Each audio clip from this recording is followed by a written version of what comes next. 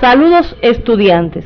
En el día de hoy damos inicio a la asignatura Morfofisiopatología Humana 2 con el estudio de las neoplasias, enfermedad de etiología multifactorial.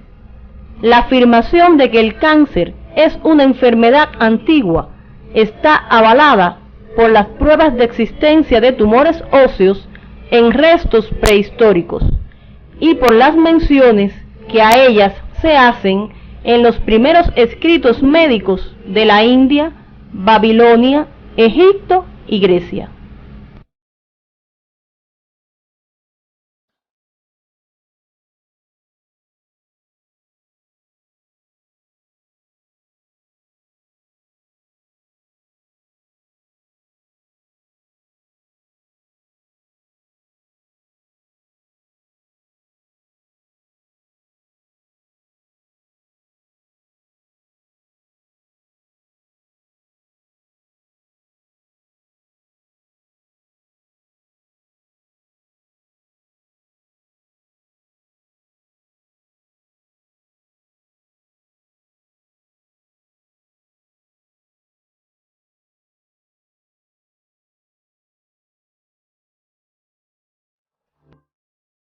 Al concluir el estudio de los contenidos para la semana, deberán describir las alteraciones morfofuncionales generales de las neoplasias, explicar con un enfoque clínico básico la multicausalidad en la etiopatogenia de las neoplasias y los factores de riesgo implicados en los procesos patológicos de etiología neoplásica para realizar acciones de prevención y promoción de salud en la comunidad.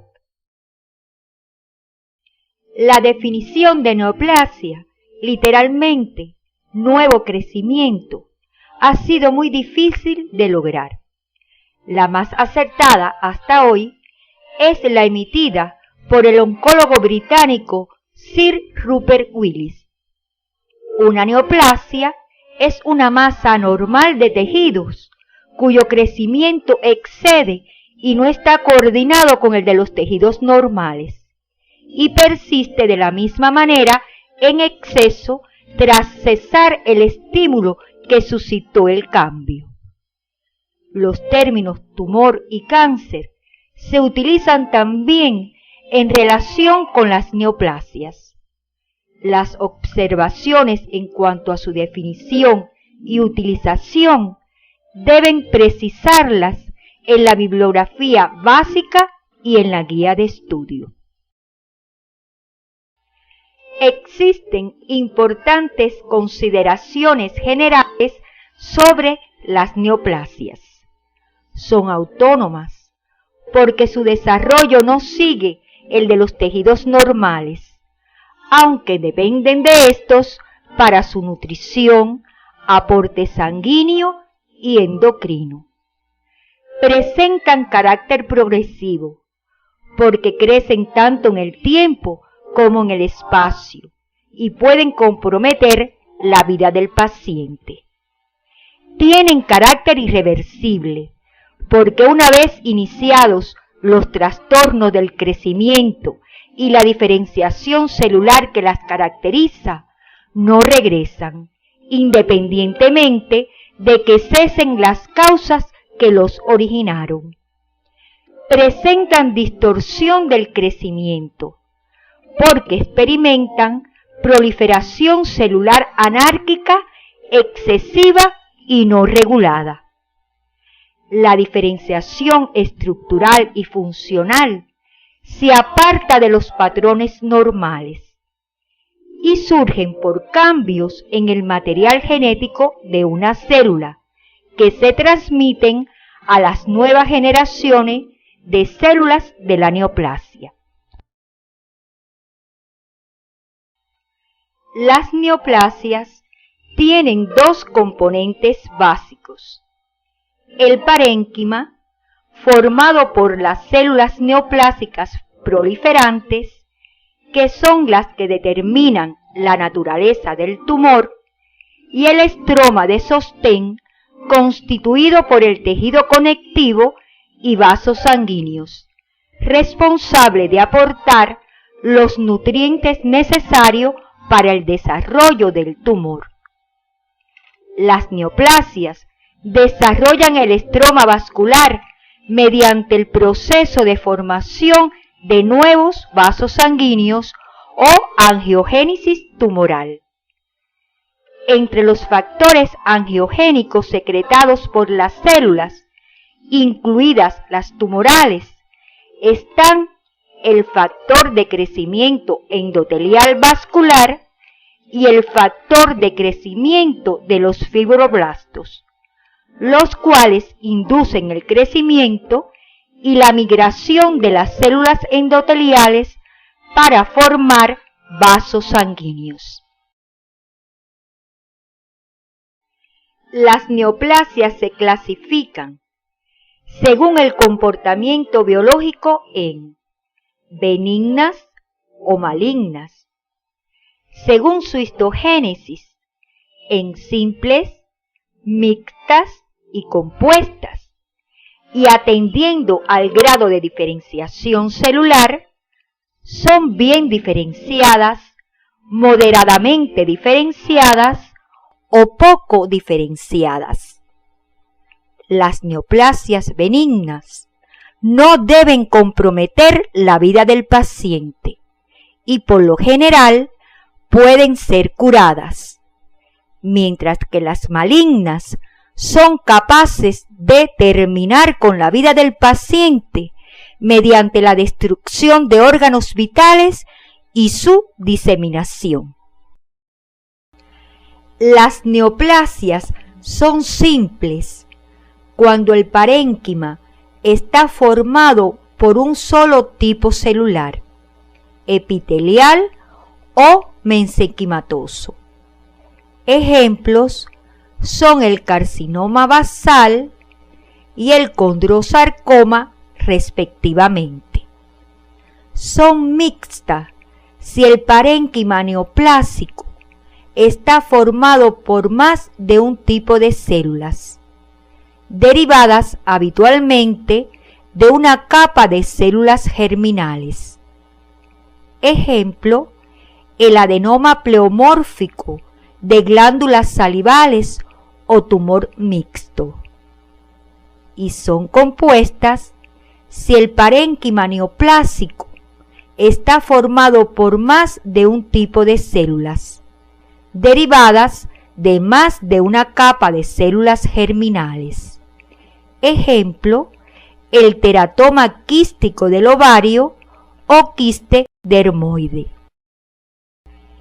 El estudio de la nomenclatura es importante para comprender los procesos patológicos neoplásicos en toda su extensión, para interpretar los resultados de los estudios anatomopatológicos y tomar las decisiones médicas al respecto durante la práctica profesional.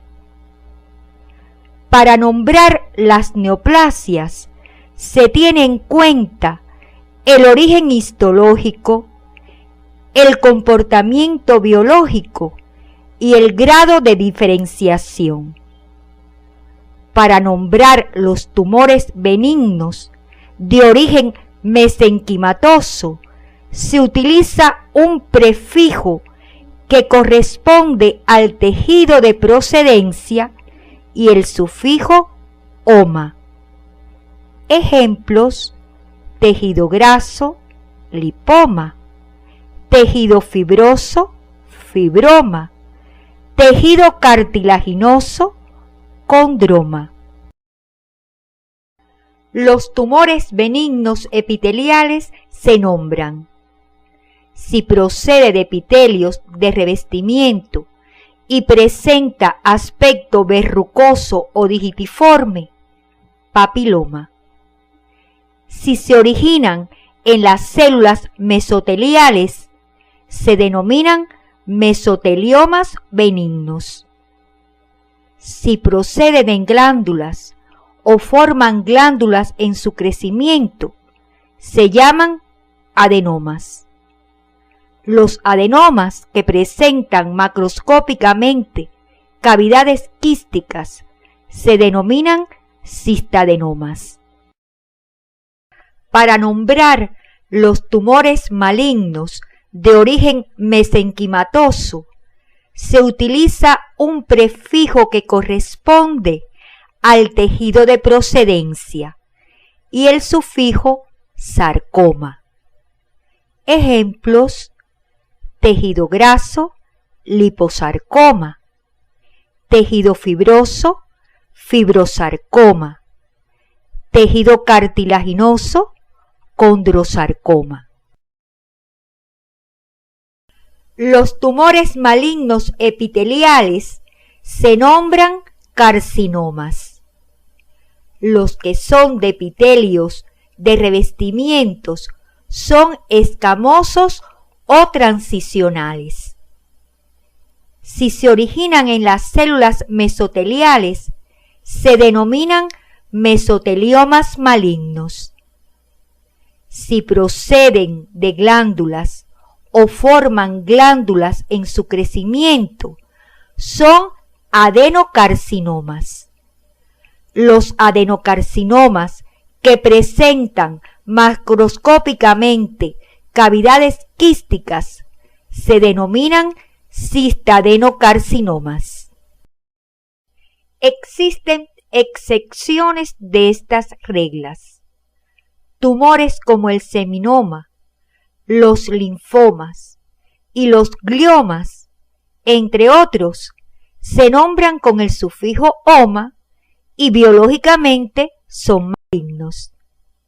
Profundicen este contenido en la bibliografía básica.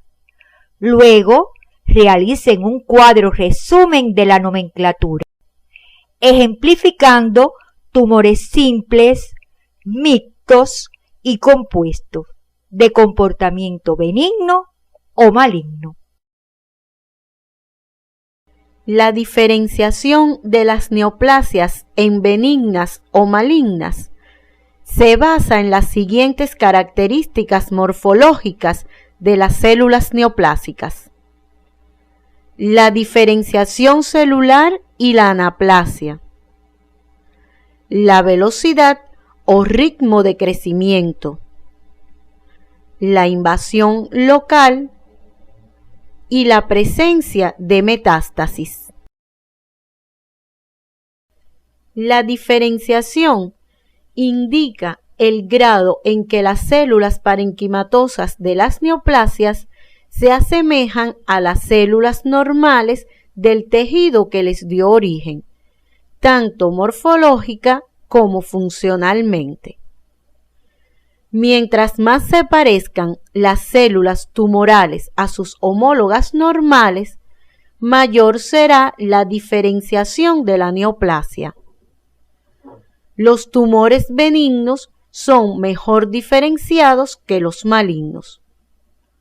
Observen la semejanza entre los aspectos microscópicos del tiroides normal y del adenoma folicular bien diferenciado del tiroides, mientras que las células del carcinoma medular del tiroides, que no está bien diferenciado, se parecen poco a las normales.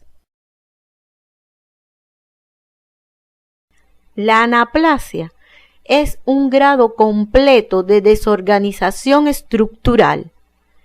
Es el proceso de diferenciación, reproducción y crecimiento anárquico. Se caracteriza por una serie de cambios morfológicos. El pleomorfismo nuclear y celular, que es la variación en el tamaño y en la forma del núcleo y de la célula. El hipercromatismo nuclear, dado por la tinción intensa basofílica del núcleo. La cromatina está agrupada en grumos. Los núcleos están aumentados de tamaño en relación con el citoplasma, denominado aumento del índice núcleo-citoplasma. Se observan grandes nucleolos y abundantes mitosis atípicas.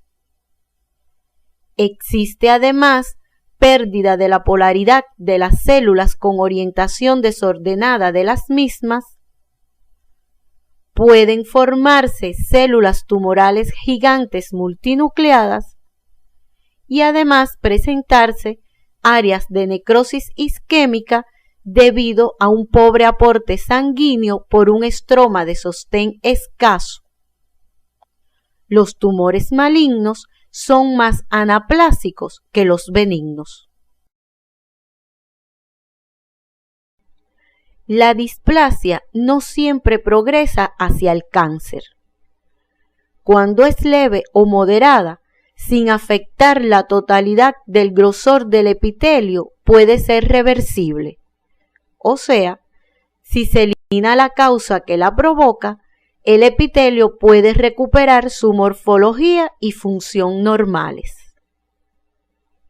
Cuando las alteraciones displásicas son importantes y afectan todo el grosor del epitelio de revestimiento sin rebasar la membrana basal, se considera que la lesión es una neoplasia preinfiltrante y se le da el nombre de neoplasia in situ. Ejemplos: el carcinoma in situ en el epitelio de revestimiento de la mucosa del cuello uterino, de la laringe y de los bronquios, entre otros. Se dice que el tumor es invasor o infiltrante una vez que las células tumorales se desplazan más allá de la membrana basal e invaden el estroma. El esquema representa la secuencia evolutiva natural de un tejido epitelial normal hasta el carcinoma in situ, seguido del estadio infiltrante o invasor. Antes de concluir esta explicación, es necesario referir la displasia, término utilizado para describir el aspecto histológico de células que muestran un crecimiento desorganizado con índice aumentado de división celular y maduración incompleta. La displasia ocurre como respuesta a inflamación e irritación crónica. Puede ser mesenquimatosa o más frecuentemente epitelial y se caracteriza por cambios proliferativos dados por pérdida de la uniformidad y la orientación de las células individuales acompañadas de pleomorfismo, índice núcleo-citoplasma elevado y aumento en el número de mitosis. La presencia de metástasis.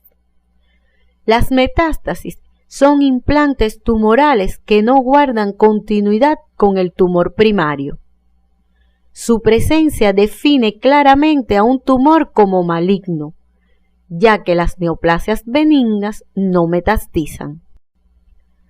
La capacidad de infiltración de los cánceres les permite penetrar en los vasos sanguíneos y linfáticos, así como en las cavidades orgánicas, con la consiguiente oportunidad de diseminarse.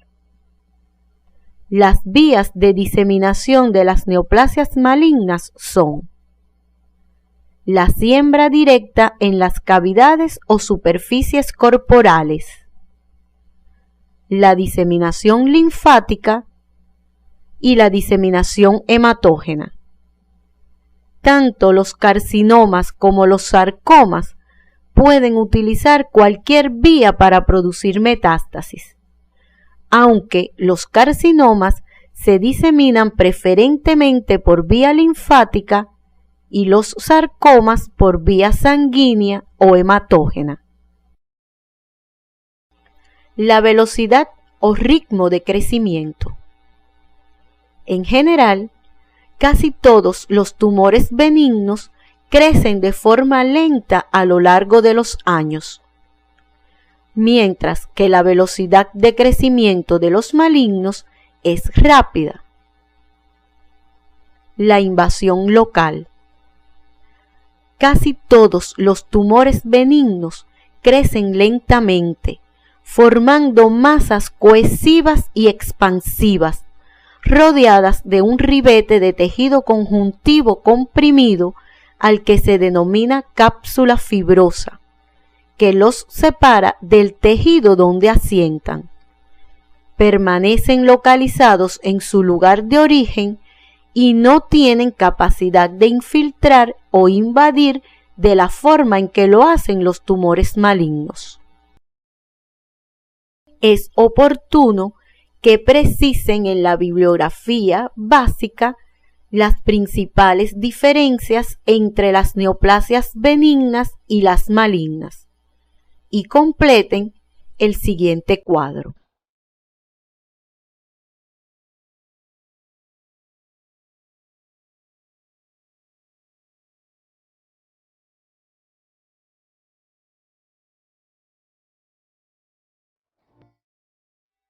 Los cambios morfológicos de las neoplasias se acompañan de alteraciones funcionales provocadas por la localización y la presión que pueden ejercer los tumores sobre las estructuras adyacentes en el proceso de crecimiento, la actividad funcional excesiva, ya que muchas neoplasias sintetizan hormonas, las posibilidades de infectarse secundariamente, ulcerarse y producir hemorragias a través de superficies naturales adyacentes, y la aparición de síntomas agudos causados por rotura o por infarto de la neoplasia. Las neoplasias malignas se acompañan generalmente de síntomas generales como pérdida de peso y del apetito, fiebre, malestar general y anemia. Los tumores malignos pueden dar lugar a caquexia cancerosa y desnutrición como efectos de las metástasis tumorales diseminadas, y a síndromes paraneoplásicos. Estos son complejos sintomáticos no explicados por la infiltración local, la diseminación a distancia o la producción de hormonas típicas del tejido del cual surge el tumor. Aunque los síndromes paraneoplásicos no son frecuentes, son importantes porque pueden representar la manifestación más precoz de una neoplasia oculta, ocasionar problemas clínicos significativos que pueden llevar a la muerte al paciente o simular una enfermedad metastásica y confundir el tratamiento. Para estudiar la etiopatogenia del cáncer, es necesario tener presente la relación entre las células, tejidos y órganos entre sí y del hombre con su medio ambiente.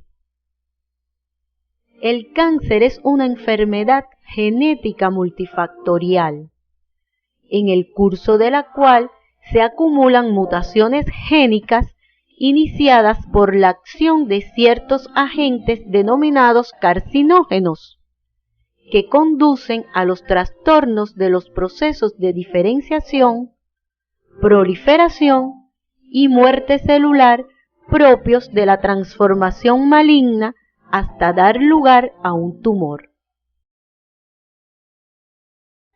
Al proceso de pasos sucesivos a nivel fenotípico y genotípico, mediante el cual se origina y se desarrolla un cáncer, se denomina carcinogénesis. Los genes implicados en los tumores humanos se clasifican en los protoncogenes promotores del crecimiento, los genes supresores de la inhibición del crecimiento tumoral, los genes que regulan la muerte celular programada o apoptosis, y los genes implicados en la reparación del material genético ADN y en el control de la integridad del genoma. Entre los genes supresores de tumores más identificados está el P53, que se encuentra en el cromosoma 17. Su ausencia se ha constatado en muchos tipos de tumores, por lo cual se ha propuesto como la anomalía genética más frecuente en las neoplasias. En las células normales, el P53 se activa cuando se produce daño en el ADN, activando a su vez los sistemas para la reparación del mismo y la interrupción del ciclo celular, ocasionando muerte celular por apoptosis, evitando así la posibilidad de que se divida esta célula con el ADN alterado. La ausencia del P53 permite la proliferación de estas células con daño en el ADN. Los agentes carcinógenos son variados. Se agrupan en físicos, químicos y biológicos. Entre los químicos están los hidrocarburos policíclicos, como los procedentes de la combustión del tabaco, que elevan hasta 10 veces el riesgo de cáncer pulmonar, y de otros como los de la vejiga, del esófago y de la pleura. Las aminas aromáticas, entre las que están sustancias como la benzidina y la naftilamina, utilizadas como colorantes en la industria textil y en los laboratorios, que tienen efecto directo sobre la vejiga. Las aflatoxinas, productos metabólicos del hongo Aspergillus flavus, que puede contaminar los granos y las nueces y que se relaciona con tasas elevadas de carcinomas de células hepáticas. Las nitrosaminas, originadas por la conversión de nitritos y nitratos utilizados en la conservación de los alimentos, relacionados con las neoplasias esofágicas y gástricas, y otras sustancias químicas que se relacionan con diferentes tipos de cánceres y son el arsénico con el cáncer de la piel y el asbesto con los mesoteliomas, entre otros. Entre los carcinógenos físicos tenemos la luz solar, especialmente los rayos ultravioletas, que es el agente más asociado al mayor número de cánceres, entre los que se encuentran los carcinomas vasocelulares, los carcinomas escamosos y los melanocarcinomas de la piel. Las radiaciones ionizantes, como los rayos alfa, los beta electrones y los neutrones provenientes de explosiones nucleares, que han sido asociados a la aparición de leucemias, cánceres del tiroides y de la mama, aún años después de la exposición. Y algunos materiales radioactivos, como el radio y el uranio, que han ocasionado un incremento de osteosarcomas y cánceres pulmonares en los trabajadores expuestos. Los microorganismos demostrados como responsables de tumores en humanos son pocos. Prácticamente se limitan a los virus ADN. Ejemplos: los papilomas virus, causantes del carcinoma de cuello uterino; los hepacnovirus, del hepatocarcinoma; y el virus Epstein-Barr, asociado al linfoma de Burkitt, al carcinoma nasofaríngeo y a la enfermedad de Hodgkin. El retrovirus HTLV1 es un virus ARN que causa un tipo agresivo de linfoma T en Japón y en países del área del Caribe.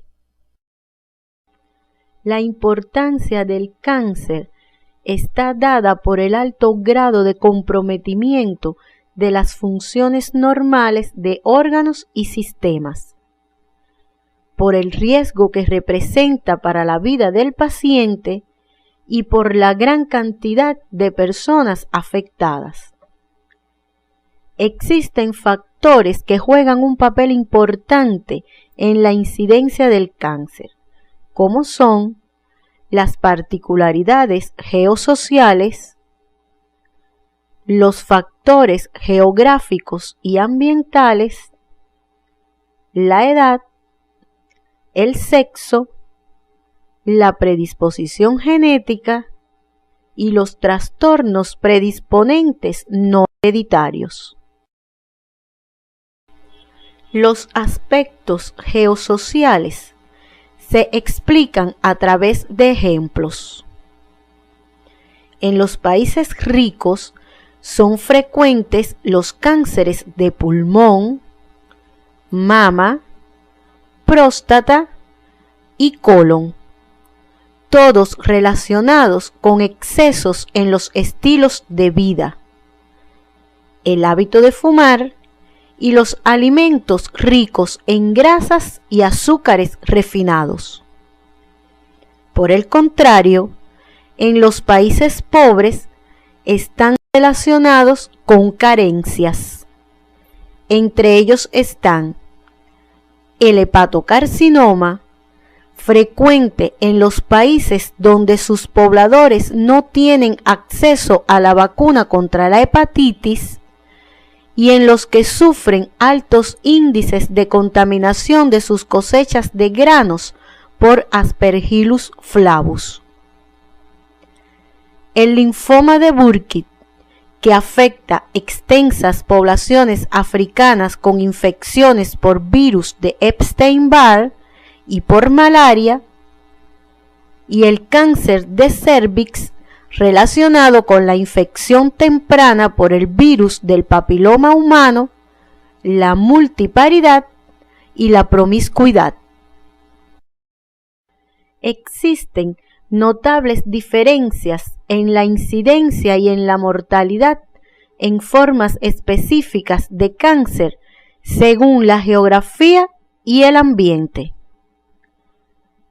El cáncer de estómago es más frecuente en Japón, quizás relacionado con hábitos socioculturales como el consumo de pescado ahumado. El cáncer de piel es más frecuente en países con población blanca con frecuente exposición solar. La edad es importante. Existen neoplasias originadas en células embrionarias que afectan casi exclusivamente a los niños, como son el neuroblastoma, el retinoblastoma, la leucemia linfoblástica aguda y los tumores del sistema nervioso. Mientras que en los adultos son más frecuentes los carcinomas como los de pulmón, de mama y de próstata, entre otros. En cuanto al sexo, es obvio que existen tumores exclusivos de hombres o mujeres.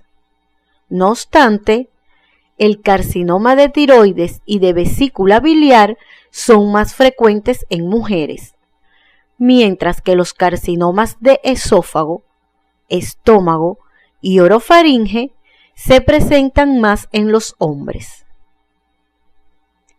El reconocimiento de la predisposición hereditaria al cáncer tiene un impacto importante en el conocimiento de estos procesos patológicos. Existen tipos de cánceres como los carcinomas de mama, de endometrio y de colon que presentan mayor incidencia en determinadas familias. Existen varios trastornos clínicos predisponentes al cáncer, que pueden agruparse en los relacionados con proliferaciones regenerativas, hiperplásicas y displásicas, los relacionados con la inflamación crónica, los procesos precancerosos o preneoplásicos y algunas neoplasias benignas.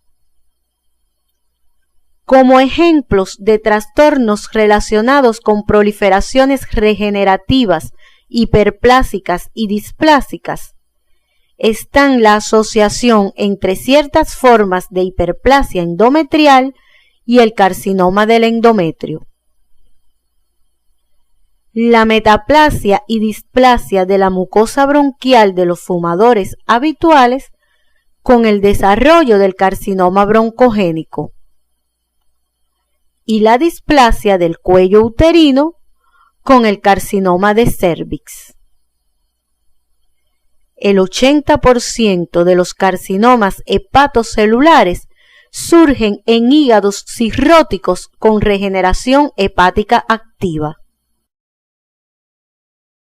Está demostrado un aumento del riesgo del cáncer por diversas enfermedades inflamatorias crónicas del tracto gastrointestinal, como la colitis ulcerosa idiopática, la enfermedad de Crohn, la gastritis por Helicobacter pylori, la hepatitis viral por virus B y C y la pancreatitis crónica.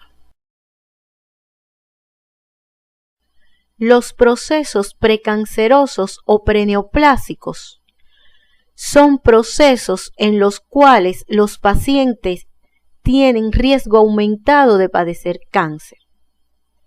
Ejemplos: la gastritis crónica atrófica de la anemia perniciosa, la queratosis solar de la piel, la colitis ulcerativa crónica idiopática y la leucoplasia de la cavidad oral, la vulva y el pene. Algunas neoplasias benignas constituyen también procesos precancerosos. Ejemplo: el adenoma velloso del colon, en su crecimiento, puede desarrollar un cambio neoplásico hacia un adenocarcinoma, hasta en un 50% de los casos. Es importante conocer estos aspectos epidemiológicos, ya que constituyen factores de riesgo para el desarrollo de las neoplasias. Su control y eliminación son indispensables para la prevención de dichos procesos patológicos.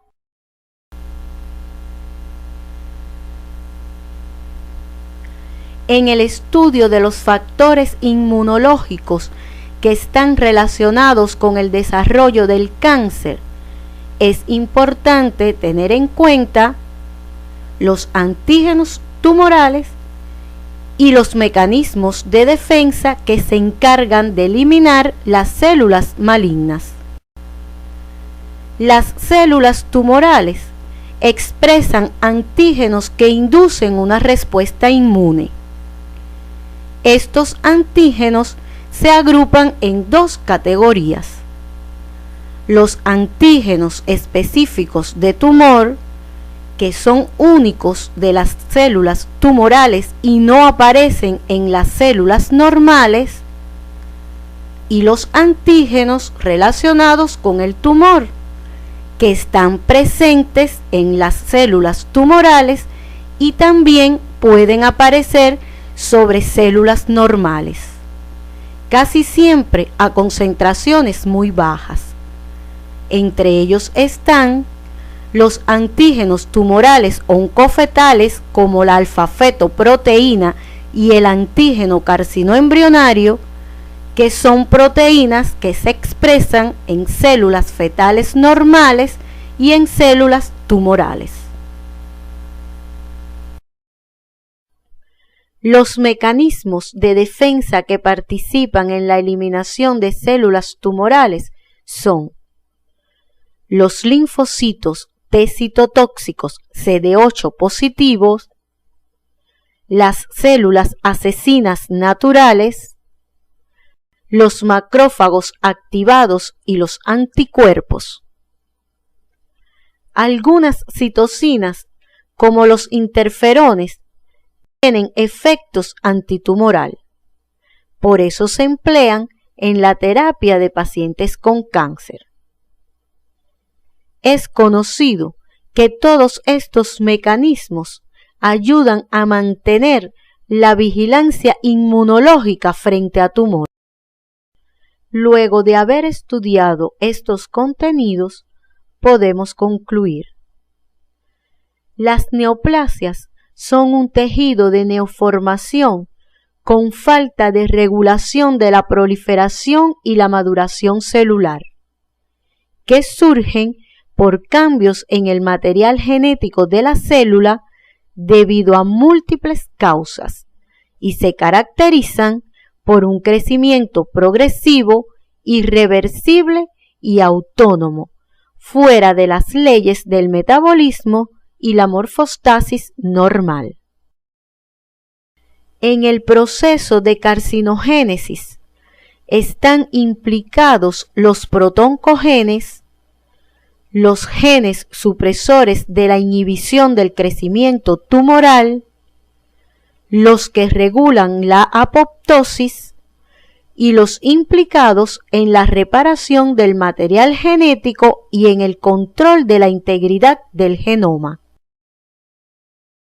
Las neoplasias se clasifican según el comportamiento biológico en benignas o malignas, según su histogénesis en simples, mixtas y compuestas, y atendiendo al grado de diferenciación celular, en bien diferenciadas, moderadamente diferenciadas o poco diferenciadas.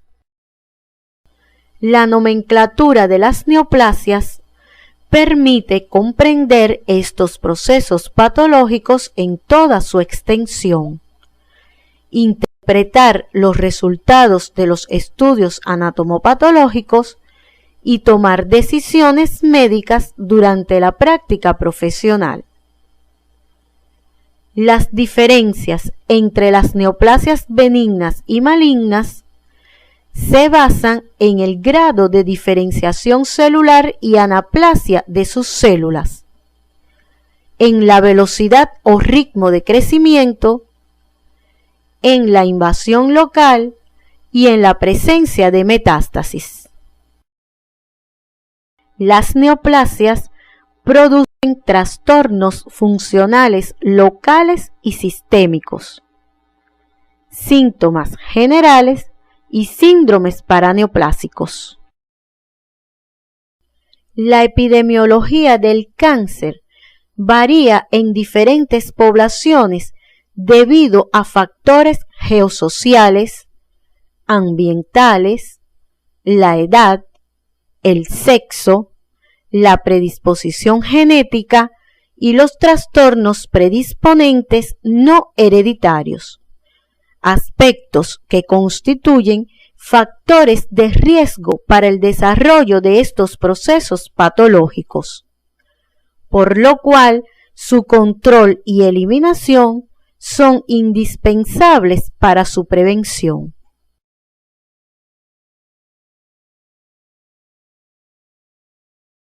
En el día de hoy comenzaron a estudiar las neoplasias, un grupo de procesos patológicos de origen multifactorial cuya incidencia y mortalidad constituyen un abrumador problema de salud a nivel mundial. En la próxima actividad orientadora estudiarán los fundamentos para su diagnóstico, sobre todo para el diagnóstico precoz, importante para la disminución de la mortalidad por estas enfermedades.